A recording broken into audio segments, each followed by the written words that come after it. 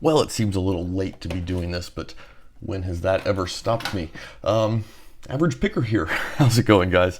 Yeah, I'm going to call this a stock lock, a Sunday pick, even though it's technically now into Monday. But this is a zone Euro style cylinder, and I got this from SkeletonKey. And it came, he had a note attached with it, and then he also communicated with me on email that it had some issues, and he was right. However, I had already discovered that because when I took the key out, the C-clamp was loose in the back and pulled free, and the pins went flying everywhere. And so we started out with just a gutting mistake, and I noticed though pretty quickly that something seemed to be off about the lock. And I did get it fixed, and it's so full of spools. Yeah, so I got it fixed, and I did do a video documenting that fix. This should be the open. Nope, oh, thought that was going to be it. But unfortunately, I don't know what happened. Come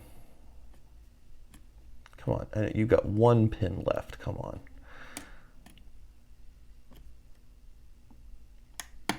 There we go. We're in. Yeah. But unfortunately, something messed up. The sound was just completely off, and you couldn't hear anything, and it was just generally pretty bad. So unfortunately, documenting, I'm gonna put it back on. Yeah, documenting the fix didn't work, and that's kind of too bad because I think it would have been kind of interesting. Can I use this thing to? This C-clip is still not on here real great.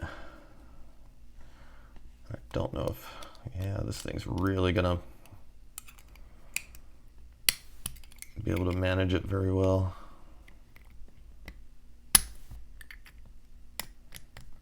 There we go.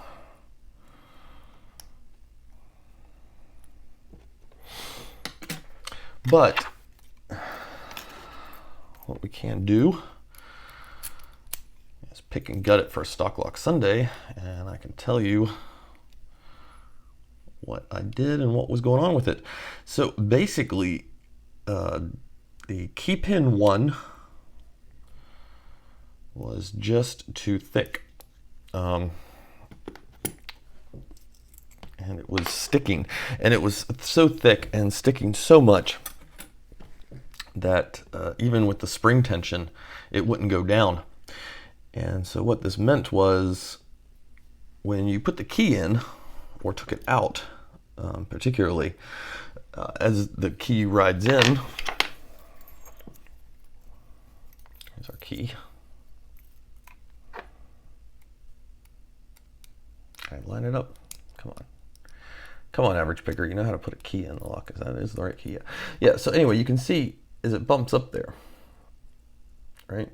Except what it was doing was never dropping. So when you retract the key, it would basically put itself into a false set. And one of the things SkeletonKey told me in the email was that he was having trouble picking it because it just felt like nothing wanted to set. And that makes perfect sense. Because if it has a false set going on a really fat pin, nothing's going to set, right? That pin is going to be holding it open enough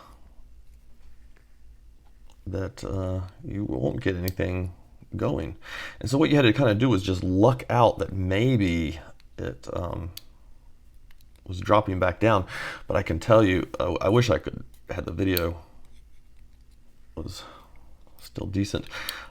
It took a lot of force to push that pin down, far more than what this steel springs in it were doing. So let's flip the camera around and we'll take a look at it and we'll figure out something, and I'll tell you about kind of what I did to fix it.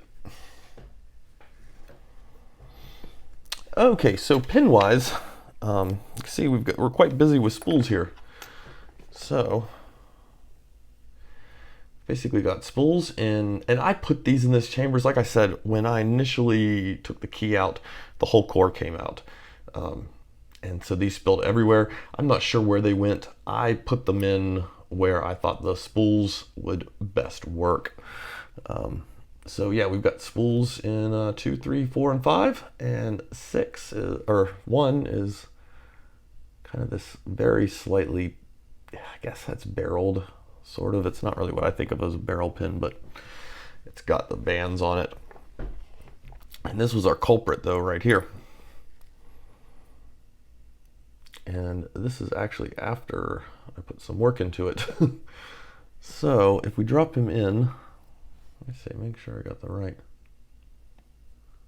Yeah. You can see he sits up there pretty high. And again, we'll run the key through here just so you can see what would happen when you took the key out is when the key hit that point, that pin just would wedge itself right where it is. You can probably almost make out a slight line on it. Though I've probably polished most of that away. But you could definitely see where it just was always wedging itself into the shear line. Now, to top that off, you can see this is slightly flattened out. And that was the other thing that happened, was this pin was apparently, it seemed to have been just a tad too long for the chamber. And it looked like what someone did to fix it was did the whole sanding, grinding thing on this.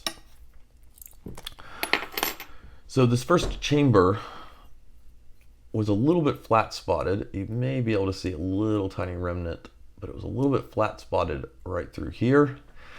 And this pin, because it had been sandpapered to fit, and it was already too thick, it did fit, but it only mostly fit in one direction corresponding to how it was sanded. And that's one of the problems you run into a lot of times with, I guess, first time challenge locks. Or something, you get those pins, or you just get a little lazy sometimes. I still do it every so often, but you get the pins and they're just barely there, and you're like, okay, I'll grind it. I'll just grind it there in the chamber, get it to match the shear line, and we'll go on from there. And the problem is when you do that, you are lining that pin up to kind of only generally work well when it's sitting exactly as it was when you were grinding back and forth to get it down.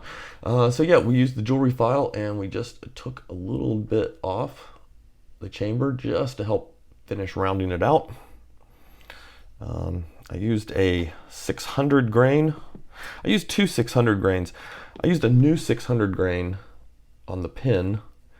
And then I also used a really old worn out 600, which probably is sitting closer to a 1200 grain, maybe sandpaper. It's very, very smooth. And I kind of finished off with that. It took two goings. The first one I did, I was real gentle with it because I didn't think it was going to take too much. And I was a little more aggressive the second time through. And that's really what it needed. But then the other thing we did was, with it spinning in the Dremel, we came across it with the jewelry saw, and we just worked that, or not the jewelry saw, sorry, the jewelry file. And if you pretend this is a jewelry file and this is a Dremel, just a lot of kind of circular motions around the top to help get that top a little more flattened out and smoothed. And you can see now it drops up and down just beautifully. The lock still works with the key, and we're all good. So we can put this back together and send it on. However, it being a stock lock, I mean, I guess this is stock. I don't really know what I've never seen a zone lock before. These are definitely manufactured spools. So yeah, the temptation is to actually kind of maybe turn this into a challenge lock and fire it back at SkeletonKey. I do like to do that when I get these things in like this. Get these standard locks. It's always fun to shoot them back as something. But yeah, it's a neat little pick. Slightly constrained keyway.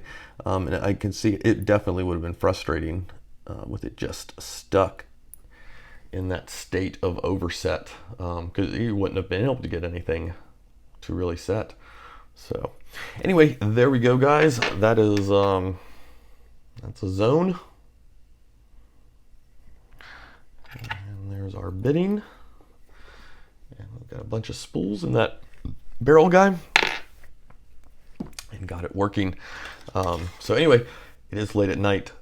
So you guys have a good one. I'm going to go get some sleep. All right. Good night.